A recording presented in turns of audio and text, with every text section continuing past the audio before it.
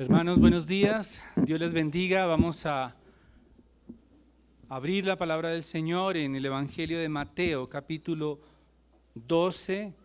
Leeremos los versículos del 38 al 50. Mateo, capítulo 12, versículos del 38 al 50.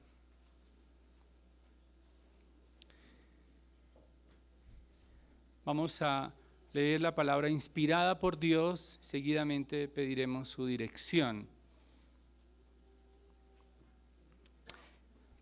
Dice así la escritura: entonces le respondieron algunos de los escribas y fariseos diciendo: Maestro, queremos ver una señal de parte tuya. Pero respondiendo él les dijo: una generación perversa y adúltera demanda señal, y ninguna señal se le dará, sino la señal de Jonás, el profeta. Porque como estuvo Jonás en el vientre del monstruo marino 3 días y 3 noches, así estará el Hijo del Hombre 3 días y 3 noches en el corazón de la tierra. Los hombres de Nínive se levantarán con esta generación en el juicio y la condenarán, porque ellos se arrepintieron con la predicación de Jonás. Y mirad, algo más grande que Jonás está aquí. La reina del sur se levantará con esta generación en el juicio y la condenará, porque ella vino desde los confines de la tierra para oír la sabiduría de Salomón. Y mirad, algo más grande que Salomón está aquí. Cuando el espíritu inmundo sale del hombre, pasa por lugares áridos, buscando descanso y no lo halla. Entonces dice: volveré a mi casa de donde salí, y cuando llega la encuentra desocupada, barrida y arreglada. Va entonces y toma consigo otros 7 espíritus más depravados que él, y entrando moran allí. Y el estado final de aquel hombre resulta peor que el primero. Así será también con esta generación perversa. Mientras él aún estaba hablando a la multitud, he aquí su madre y sus hermanos estaban afuera deseando hablar con él. Y alguien le dijo: he aquí tu madre y tus hermanos están afuera deseando hablar contigo. Pero respondiendo él al que se lo decía, dijo: ¿quién es mi madre y quiénes son mis hermanos? Y extendiendo su mano hacia sus discípulos, dijo: he aquí mi madre y mis hermanos. Porque cualquiera que hace la voluntad de mi Padre que está en los cielos, ese es mi hermano y mi hermana y mi madre. Oremos. Padre Celestial, somos conscientes de que tu palabra es poderosa para transformar nuestros sistemas de pensamiento. Tu palabra es poderosa para producir arrepentimiento genuino en los corazones. Tu palabra es la que penetra nuestras almas para redarguirnos, para sensibilizarnos y ver con claridad las glorias de tu Hijo. Te pido, Señor, que tu Espíritu esté en medio de nosotros. Abre los cielos, Señor. Dirígenos hacia ti. Dirígeme a mí, que mis palabras, que mis actitudes y aun el tono de mi voz sean dirigidos por ti, para la gloria de tu nombre. Te lo pido en Cristo nuestro Rey. Amén. Estar cerca del Rey no significa ser parte de su familia. Aunque el apóstol Pablo utiliza la palabra familia como una relación ideal en algunas de sus epístolas, de sus cartas. Por ejemplo, en Efesios 2:19, en Efesios 3:15 usa la palabra familia. No se está refiriendo precisamente a una relación de consanguinidad, sino a una relación sobrenatural que solo la iglesia puede disfrutar. Se trata de una relación de pacto. En realidad, las relaciones de sangre no siempre están basadas en el amor. Recordemos que el primer homicidio ocurrió de un hermano hacia su hermano. Caín mató a Abel. Este referente de las familias que unos a otros se persiguen, unos a otros se matan, está por toda la Biblia. Hermanos se levantan contra sus hermanos, violan a sus hermanas como los hijos de David. Padres se levantan contra sus hijos e hijos contra sus padres. A pesar de esta realidad, Dios estableció un pacto con la simiente de un hombre, Abraham, para que una nación entera saliera de las entrañas de Abraham para ser benditas todas las familias de la tierra. Esta promesa comenzó a gestarse, a perfilarse, a enfocarse en la nación de Israel y precisamente en David, cuando Dios prometió que un hijo suyo recibiría para siempre el trono y sería llamado Hijo de Dios. En 2 de Samuel capítulo 7, versículo 16, recordamos este pacto. Los lazos de consanguinidad son importantes para demostrar el linaje y la gloria del rey. Por eso Mateo quiere dejar en claro desde el comienzo de su evangelio, capítulo 1, versículo 1, Jesús, hijo de Abraham, hijo de David. Solo los parientes del rey, cercanos a él, íntimos con el rey, heredarán la vida eterna. Sin embargo, estar cerca del rey no significa ser parte de la familia del rey. Para entender este pasaje, o más bien hoy es más sencillo los que toman apuntes. Primero veremos una señal superior de los versículos 38 al 42. Luego veremos una condenación superior de los versículos 43 al 45 y finalmente veremos una relación superior. Mateo ha dejado en claro, en primer lugar, que el rey ha recibido oposición irreversible. Hasta este momento, hasta este punto del evangelio, está claro, como lo veíamos en el sermón anterior, que la oposición contra el rey es irreversible y no descansará hasta destruir al rey. Versículo 12-14 nos dice: pero cuando los fariseos salieron, se confabularon contra él para ver cómo podrían destruirle. Se unieron para destruir al rey y entonces atribuyeron su poder a Belcebú, príncipe de los demonios. En otras palabras, llamaron al rey hijo del demonio prácticamente. Haces parte de los demonios de tu líder, Satanás. Este rechazo entonces nos lleva a la blasfemia contra el Espíritu de Dios, que no sería perdonada. Hasta este momento hay una blasfemia contra el rey irreversible que se precipita a un juicio irrevocable. Y creo que Mateo, al mirar este texto, inicialmente parece como que está hablando de cosas diferentes: familia, ninivitas, una reina, está hablando de una señal. Pero creo que el evangelista ha organizado su material de manera que quiere comunicarnos algo. No es coincidencia que encontremos este orden en la palabra de Dios. Hay una secuencia lógica del material que Mateo tiene a su alcance. Recordemos que Mateo no es un cronista, como un periodista que está siguiendo a Jesús tomando nota de sus hechos. No. El evangelista tiene un material, han pasado varios años y organiza toda la escritura para comunicar un mensaje. Y este es el caso que vemos aquí. Vamos de nuevo entonces al texto, el versículo 38. Entonces le respondieron. Esto nos conecta con lo que está pasando atrás. Han blasfemado el nombre, el Espíritu de Dios.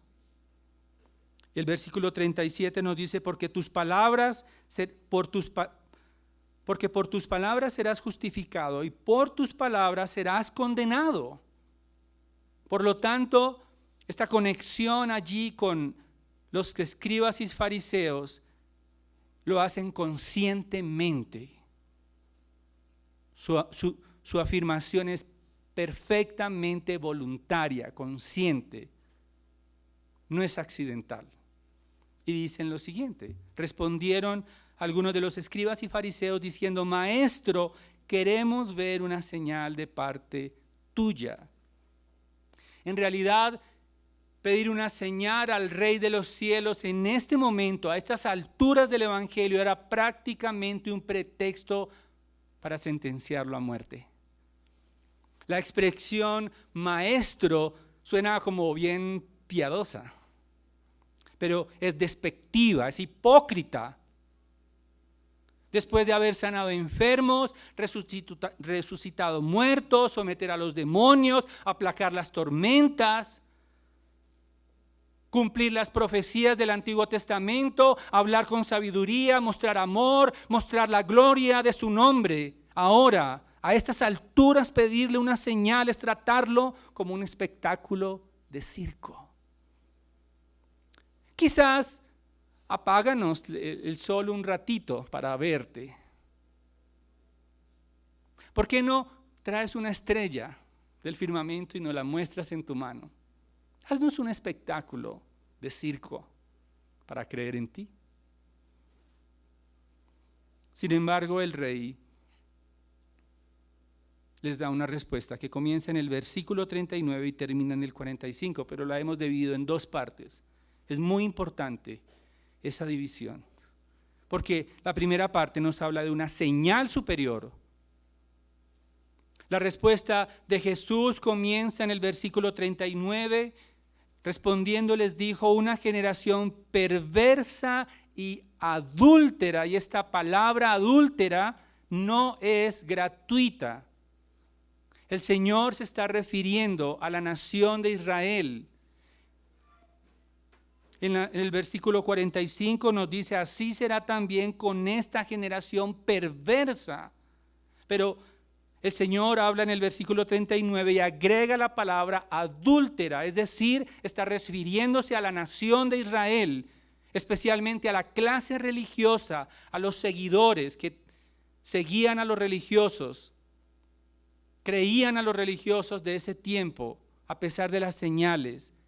Se negaban a aceptarlo como hijo de David. Las multitudes intentaron entender que es el hijo de David, capítulo 12, versículo 23, y todas las multitudes estaban asombradas y decían, ¿acaso no es este el hijo de David? Pero creyeron a los fariseos que blasfemaron el nombre de Dios. El rey no complacería las mentes perversas de su propia nación, los que estaban cerca de él.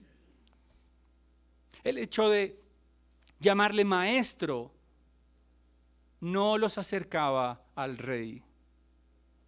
Su petición de una señal mostraba que la enemistad con el rey era irreversible.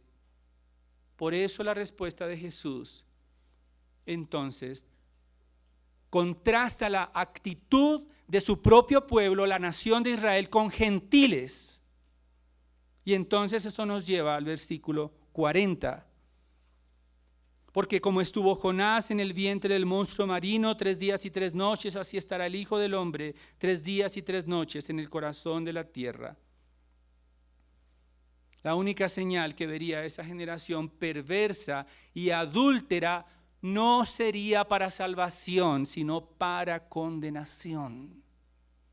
Como una mujer adúltera es tratada en Ezequiel 16:32, Israel es infiel a su Dios. Israel es una nación promiscua a su Dios. Israel es infiel a su rey, como una esposa que se acuesta con otros. Israel traiciona al rey por su falta de arrepentimiento. El hijo de David es repudiado por su propio pueblo. Es interesante que el Señor usa a Jonás como una señal, como una muestra de anticipación de su condenación. Los gentiles que lanzaron a Jonás al agua, si ustedes leen detenidamente, eso les queda de tarea, se arrepintieron antes de lanzar a Jonás al agua. Pero el pueblo del pacto, el pueblo de Dios, el pueblo que recibió las promesas, el pueblo escogido, el pueblo que debería acoger a su rey, entonces no se arrepintió. El pueblo del pacto, es decir, aquellos que estaban más cerca de él, lo entregarían a la cruz. Pero la tumba no podría retener al rey. 3 días y 3 noches estaría allí. La resurrección no es un espectáculo de circo para este mundo. La resurrección es la demostración de la ratificación del rey. El cielo ratifica al rey en la tierra. La señal de la resurrección del rey no es cualquier resurrección. Lázaro resucitó y volvió a morir. Será el único que murió 2 veces, igual que una niña y varios que resucitaron. La señal del rey es más superior, es gloriosa, es majestuosa porque venció a la muerte en nuestro lugar.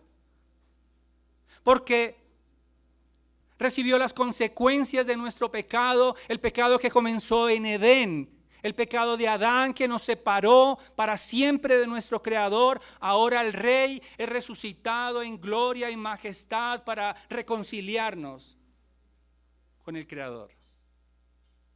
No es cualquier resurrección, no es cualquier victoria, no es cualquier evento, porque su propio pueblo sería juzgado por esa señal superior.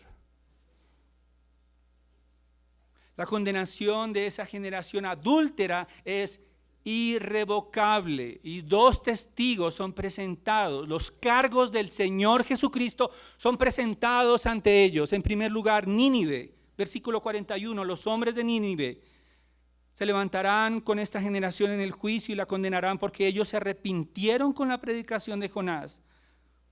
Y mirad, algo más grande, que Jonás está aquí. Tenemos que recordar que Nínive era la capital de Asiria años antes, en tiempos de Jonás. Era una ciudad, como leíamos en la lectura inicial, era de una extensión al menos de 95 kilómetros. Se necesitaban 3 días para transitar esa ciudad pecaminosa, idólatra. Pero se arrepintieron ante el llamado de Jonás, que fue a regañadientes. Jonás no fue complacientemente a anunciar juicio. Jonás fue obligado por Dios. Pero el Rey de Justicia, voluntariamente, llamó a su propio pueblo al arrepentimiento, pero no se arrepintieron. Los que estaban más cerca del rey no se arrepintieron, fueron adúlteros, infieles al rey. Hay un segundo testigo, versículo 42, la reina del sur se levantará con esta generación en el juicio y la condenará, porque ella vino desde los confines de la tierra para oír la sabiduría de Salomón. Y mirad, algo más grande que Salomón está aquí. Estaba hablando de la reina de Sabá en Primera de Reyes, capítulo 10, versículo 9. Fue atraída por la sabiduría de Salomón, viajó 2000 kilómetros, probablemente en camello. Ese era el Concorde de ese tiempo. Es algo así como ir y volver y regresar a Barranquilla a lomo de mula. No parece divertido, ¿no? Eso hizo esta mujer reina. Trajo toneladas de oro a Salomón le dio tesoros al admirar, al ver la sabiduría de Salomón, pero hay algo muy interesante y es que esta reina no le da el loor y la gloria a Salomón, sino al Dios que le dio la sabiduría. Pero aquel que creó a Salomón, aquel que en Colosenses capítulo 1 nos dice que sustenta el cielo y la tierra, el creador de la sabiduría de Salomón, el creador del esplendor de Salomón, el creador de las cosas de las que hablaba Salomón, estaba al frente de ellos, pero no se arrepintieron. Su propio pueblo lo rechazó. Los que estaban más cerca de él no vieron la gloria más grande, la señal más grande. Porque estar más cerca no garantiza una relación con el rey. El rey vino desde el cielo a llamar al arrepentimiento. En el trono de Dios, una voz se extiende a este mundo para llamar al arrepentimiento. El arrepentimiento comienza en el corazón de Dios. El arrepentimiento no comienza en el corazón del ser humano, no. No comienza en buenas intenciones porque estamos muertos en nuestros delitos y pecados. El arrepentimiento comienza en el trono de la gloria cuando, cautivados y atraídos por el evangelio, por las glorias de Jesucristo, por la cruz, por la sangre, por el Cordero de gloria, entonces nuestros corazones se ven atraídos al arrepentimiento para doblar nuestras rodillas, doblar nuestros corazones y renunciar a nuestros dioses falsos para rendirnos ante nuestro Creador. Postrar nuestros corazones, prostrar nuestros deseos, postrar nuestros anhelos, nuestras expectativas, para que el Rey de justicia que vino del cielo, atendamos su voz. El arrepentimiento genuino comienza en el corazón de Dios y termina en las entrañas de nuestra alma. El rey superior a Jonás, el rey superior a Salomón, el rey superior a todo lo que existe. Este mundo no era digno de él. Juan el Bautista dice: ni siquiera soy digno de desatar la correa de su calzado. La señal de la resurrección es una señal elocuente para este mundo, para ti y para mí. Necesitamos la capacidad dada por Dios para distinguir no entre lo malo y lo bueno, porque eso es sencillo. Hacer una diferencia entre los violadores y los religiosos es fácil. Tampoco se trata de una diferencia entre lo bueno y lo mejor.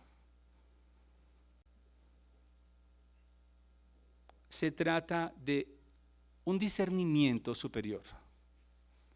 Porque necesitamos entender entre lo excelente y lo superior. Jesucristo es superior a lo excelente en este mundo. Y la pregunta que te hago hasta este punto es: ¿qué señal esperas que Dios haga por ti para creer y postrarte a Él? ¿Estás esperando un ascenso? ¿Estás esperando la mujer de tus sueños, el hombre de tus sueños con carruaje y calabazas?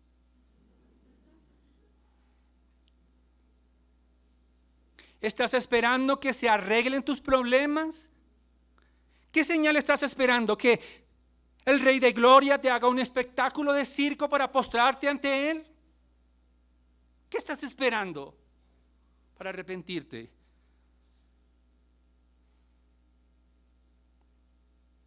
Lee Strobel,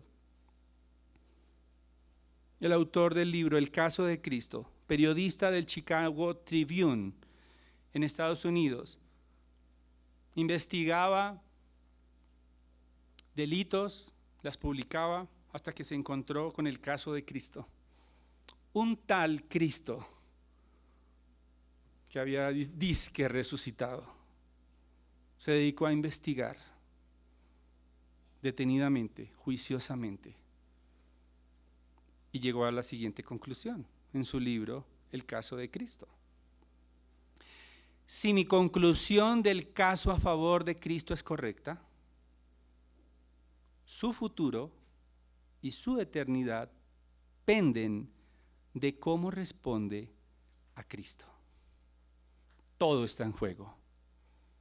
Como Jesús declaró: pues si no creen que yo soy el que afirmo ser, en sus pecados morirán.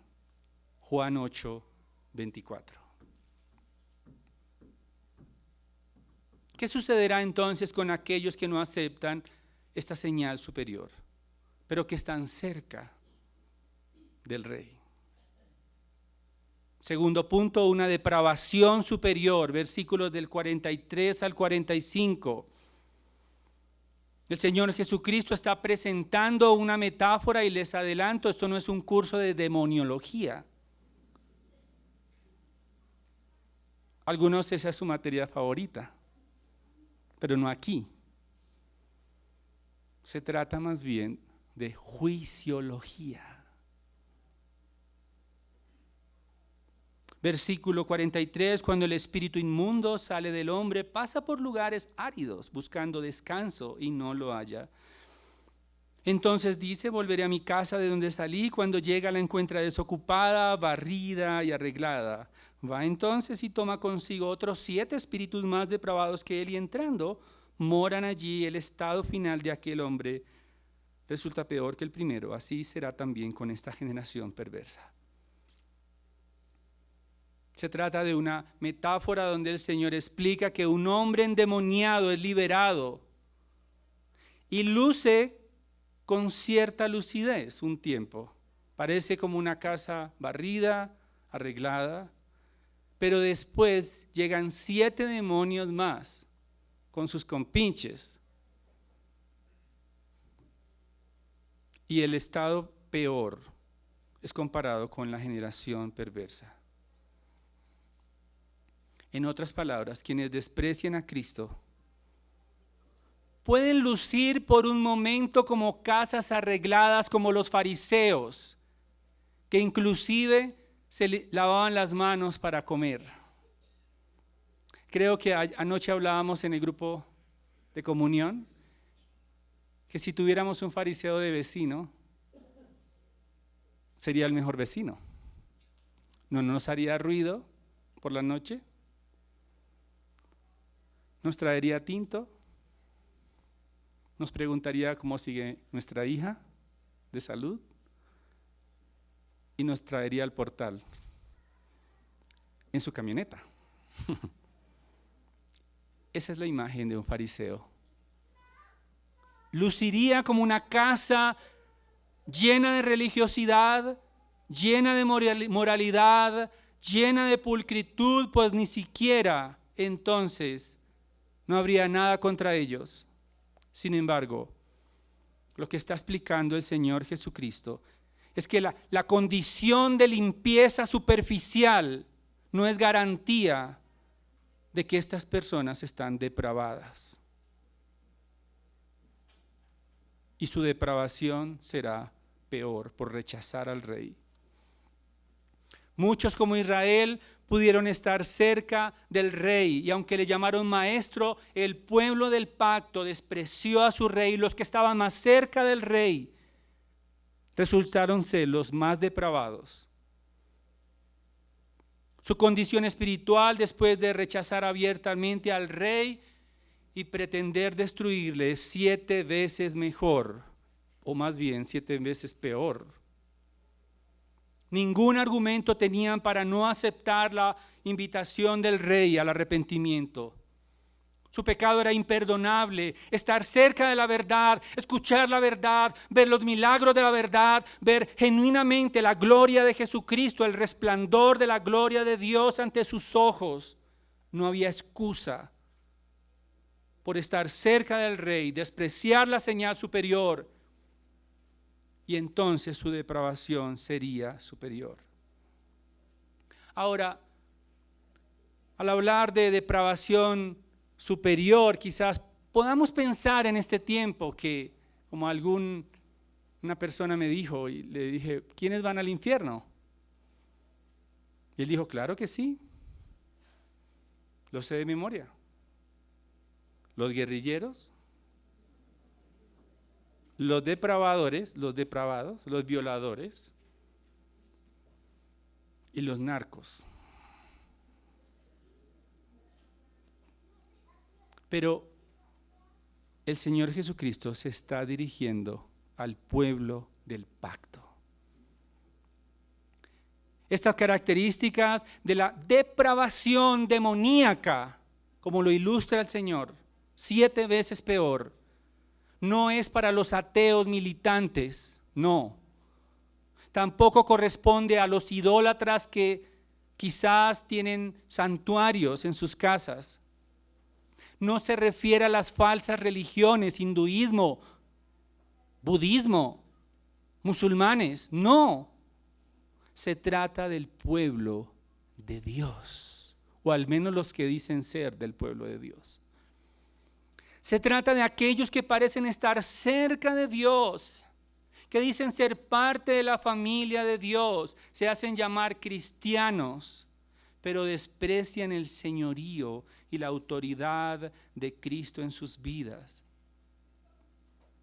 Están cerca de la Escritura, están cerca de la teología, son capaces de recitar el Evangelio como el ABC de sus almas para pasar.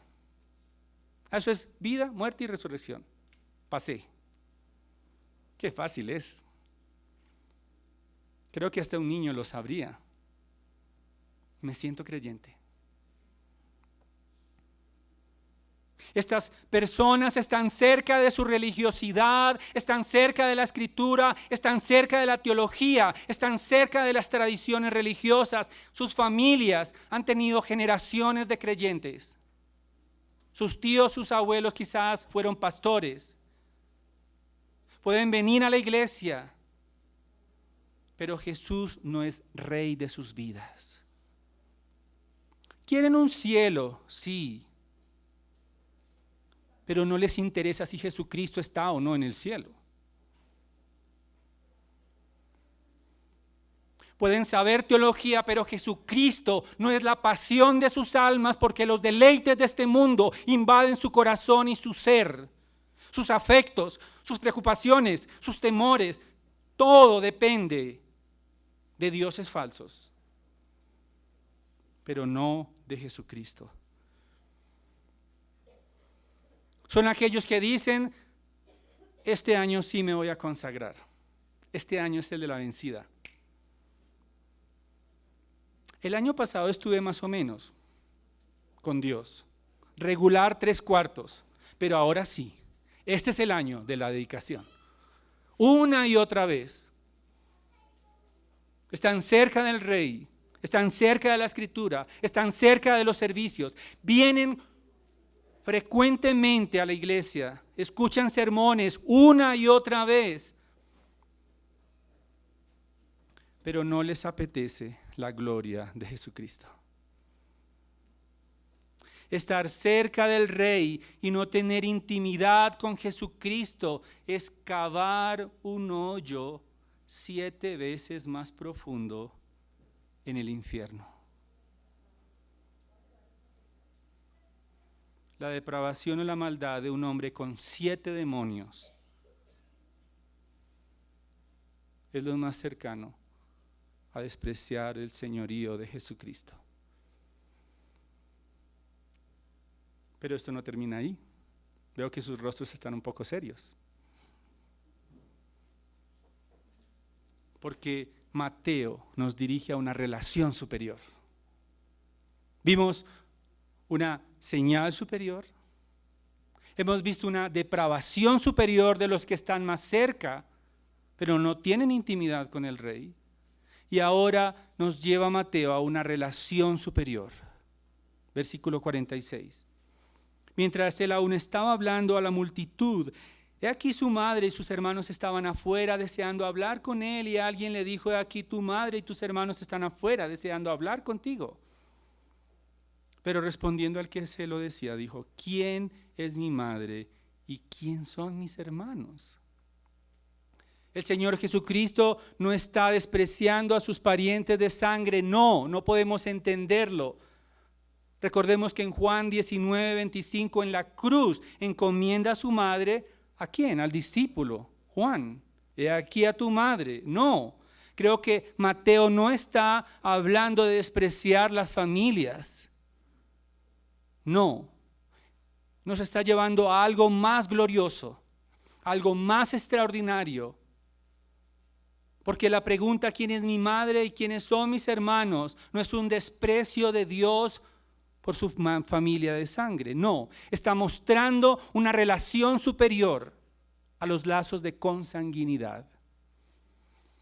En otras palabras, el rey, ante el rechazo de su propio pueblo, del pueblo del pacto, de los que estaban más cerca de él, que deberían admitir la gloria y la majestad del Mesías, más bien lo trataron como a un demonio. Ahora responde y revela una verdad gloriosa. ¿Quién tiene una relación superior con el rey? En otras palabras, el Señor está diciendo, ¿quiénes gozan intimidad con el rey que tiene dominio eterno? ¿Quiénes le pertenecen al rey? ¿Quiénes comparten la naturaleza del rey? ¿Quiénes son auténticos hijos del rey? Y la respuesta es contundente. Versículo 49 y 50. Y extendiendo su mano hacia sus discípulos dijo, he aquí mi madre y mis hermanos. En otras palabras, los discípulos de Jesucristo son aquellos que gozan de una relación más íntima con el Rey que aquellos de los cuales hacen parte de su linaje de Israel. Necesitamos asegurarnos que somos discípulos de Jesucristo. Necesitamos asegurarnos, adentrarnos en los rincones, en las entrañas de nuestra alma y examinarnos a nosotros mismos. ¿Cuál es la relación que tenemos con Jesucristo? ¿Como consumistas esperando algo a cambio del Rey? ¿O como verdaderamente discípulos que disfrutan de lazos espirituales por medio del arrepentimiento? Un arrepentimiento genuino implica una reorientación de la adoración, y eso es lo que está pasando con los ninivitas. Abandonan sus dioses y se postran al Dios de Israel. Eso es lo que hace la reina de Sabá. Abandona sus dioses a 2000 kilómetros y rinde honor, gloria, majestad, señorío, omnipotencia al Rey de Israel, al Rey de gloria. Y quienes están tomando nota, los veo que soltaron sus esferos. Necesito que anoten esto al menos en sus corazones. El arrepentimiento no es un cambio de comportamiento. Los fariseos eran moralmente pulcros, pero Jesús los llamó camada de víboras. Otro punto, igual con negrilla y cursiva. El arrepentimiento no es un sentimiento. Alguien puede sentirse culpable, pero seguir amando su pecado. Tocará entonces ir a la iglesia. Tocará dejar el pecado, pero lo voy a ver por WhatsApp. Tocará cumplirles a ellos. Tocará hacer lo que sea que haya que hacer para que me reconozcan mi religiosidad. Dejar el pecado no significa abandonar esos dioses falsos. Porque alguien puede dejar su pecado y seguir traicionando a Cristo con las nostalgias de su pecado. Qué lástima que me quitaron eso. Bueno, pero tocará, como hay que cumplir. El verdadero arrepentimiento admite la traición a Dios, es decir, el adulterio espiritual. El verdadero arrepentimiento implica entender que mi pecado es una traición al Rey de justicia, aquel que me creó. Lo cambio por algo creado que es superior en satisfacción al Rey. Y finalmente, el Señor Jesucristo muestra las características de estos verdaderos discípulos. Discípulos que no solamente dicen, sino que hacen la voluntad de Dios. Versículo 50, porque cualquiera que hace la voluntad de mi Padre que está en los cielos, ese es mi hermano, esa es mi hermana y mi madre. Y esta misma expresión la vemos en el Sermón del Monte, en el capítulo 7, versículo 21. No todo el que me dice Señor, Señor, entrará en el reino de los cielos, sino ¿quién? El que hace la voluntad de mi Padre que está en los cielos. En otras palabras, ser discípulos del Rey es obedecer a Jesucristo. Es llevar una vida santa, una vida piadosa, y eso no es ser legalista, no. No es legalismo orar, no es legalismo meditar en la palabra de Dios, no. Es la piedad que nos llama el Señor. No es legalismo gozarnos en las glorias, en la intimidad con el Rey. Eso no es legalismo. Y quiero dejarlo claro. Porque podemos llevar esa elección a niveles extremos de olfatear prácticamente el pecado y decir que la libertad que tenemos entonces por la elección nos permite olfatear el pecado en las fronteras del infierno.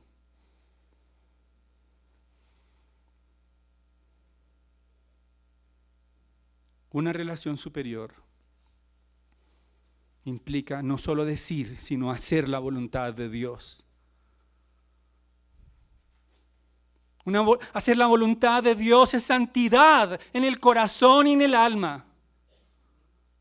Hacer la voluntad de Dios es preferir la gloria de Dios antes que mi propia gloria. Hacer la voluntad de Dios es obedecer sus mandatos, el mandato del amor. Amarás al Señor tu Dios con todo tu corazón, con toda tu alma, con todas tus fuerzas, con todos tus deseos. Amarás al Señor tu Dios y obedecerás al Señor tu Dios. Los discípulos de Cristo son parte de su familia. Porque el Espíritu de Dios, el Espíritu Santo, implanta a sus hijos el deseo y el celo por la gloria de Dios. Porque el Padre no solo ha formado una familia de manera legal, con la justificación, declarados justos ante el trono de la gloria. No, nos ha dado un corazón nuevo. Romanos 8:15. Nuestros afectos naturales por Él nos llevan a decirle, Abba, Padre. La manera de entrar en la familia de Dios es la remoción del corazón sucio que no tiene afectos por Dios. Luego, como dice en Ezequiel 36, es limpiado ese lugar, ese trasplante de corazón, y es implantado un nuevo corazón, es decir, los afectos, los deseos, las glorias y el hambre por la palabra de Dios. Es implantado en esa nueva familia para entender que Cristo brilla más allá de mis pasiones. La familia del Rey es su iglesia y ha obtenido todos los privilegios para pertenecer a su linaje santo. La señal superior del Rey ha sido presentada. La oferta del Rey ha sido entregada. Quizás algunos de los que están aquí, al mirar sus parientes lejanos, como yo, sentiremos vergüenza porque ofenden al Rey. Quizás no merecemos ningún apellido, no tenemos apellidos influyentes. Quizás nadie te reconoce en Facebook, o de pronto no tienes Facebook. No quiero satanizar el Facebook, pero desde que un día vi un graffiti que decía: no tengo Facebook, vivo la vida real. Quizás no te conocen en Instagram. Quizás no representas nada para nadie. Pero el Rey te llama a ser parte de su familia. El Rey te invita a gozar de la intimidad de los cielos. Huye de la condenación. Si aceptas su oferta, tendrás acceso completo a su honra. Nada ni nadie podrá impedir que accedas a su trono. Nadie te separará de su amor, ni siquiera la muerte, porque eres del linaje santo del Rey. Oremos. Padre, te damos gracias por este tiempo en que nos muestras a través de tu palabra que la señal superior de la resurrección es poderosa para condenar, pero también para salvar. Gracias por invitarnos a tener comunión íntima contigo, Señor, sin merecerlo. Si hay alguien en este lugar que aún huele a pecado, porque sus pies están en este mundo, un pie en el mundo, un pie contigo, ayúdalo a traspasar esa frontera de la integridad delante de ti, para que pueda gozarse siendo de tu familia, Señor. Cuídanos de estar cerca de ti, pero no ser parte de tu familia, Señor. Guárdanos. Para la gloria de tu nombre oramos en Cristo. Amén. Dios les bendiga, hermanos, y disfruten este tiempo de comunión.